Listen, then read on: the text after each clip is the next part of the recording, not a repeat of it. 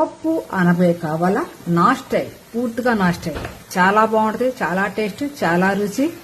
ఇది ఎర్రపప్పుతో చేశాను. అనపకాయ రోజు వాడాలంటే కందిపప్పు, పెసరపప్పు కన్నా ఎర్రపప్పు చాలా మంచిదని డాక్టర్ చెప్పారు నాకు. సో ఎర్రపప్పు తెచ్చుకుని వాడుకోండి. పప్పు అనపకాయ. దీన్ని రెడ్ పప్పు ఇది అంటారు కదా, ఇది ఏం పప్పు పేరు తెలియదు, రెడ్ పప్పు అంటాను నేనైతే.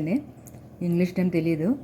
ఈ పప్పు ఈ అనపకాయ వండుతామే, చాలా బాగుంటుంది. ట్రై చేస్తాం. ఇది రోజు తాగొచ్చు, తినొచ్చు. అంటే డైలీ ఫుడ్లో ఉండాలంటే డైలీ ఇది ఫుడ్లో ఉండాలి మనకి. రెడ్ పప్పు ఇది ఇప్పుడు నానబెట్టాం కదండి. అనపకాయ కోసం వేసి 4 విజిల్స్ రానివ్వాలి.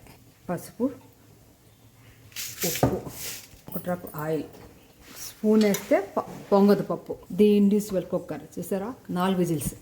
ఉల్లిపాయలు వేసి మక్క పెడదాం. ఆనపకాయ కూరకి పప్పు ఉడుకు పెడదాం. నెయ్యి కాస్తున్నా మక్క పెడతాం. పప్పు ఉడుకు పెడుతున్నాం. అన్నీ ఇండియస్ వెల్. ఇప్పుడు ఆనపకాయలు వేద్దాం. మూత పెట్టి మాకు కారం వేసాను. కొంచెం ఉప్పు, 1 స్పూన్ పసుపు. నా చింతపండు పేస్ట్ నానబెట్టక్కలేదు, ఉడకబెట్టక్కలేదు, పెసుకక్కలేదు. సెకండ్లో పని. నేను పుట్టినప్పుడు చంపు. పప్పు అనపకాయ కావాలా? నా స్టైల్, పూర్తిగా నా స్టైల్. చాలా బాగుంటుంది, చాలా టేస్ట్, చాలా రుచి. ఇది ఎర్రపప్పుతో చేశాను. అనపకాయ రోజు వాడాలంటే కందిపప్పు, పెసరపప్పు కన్నా ఎర్రపప్పు చాలా మంచిదని డాక్టర్ చెప్పారు నాకు. సో ఎర్రపప్పు తెచ్చుకొని వాడుకోండి. పప్పు అనపకాయ చెప్తున్నాను. చాలా రుచి, చాలా టేస్ట్. చూస్తున్నా అదిరింది గురు. చేసుకోండి నా స్టైల్ పప్పు అనపకాయ. సూపర్గా ఉంది. Healthy and tasty.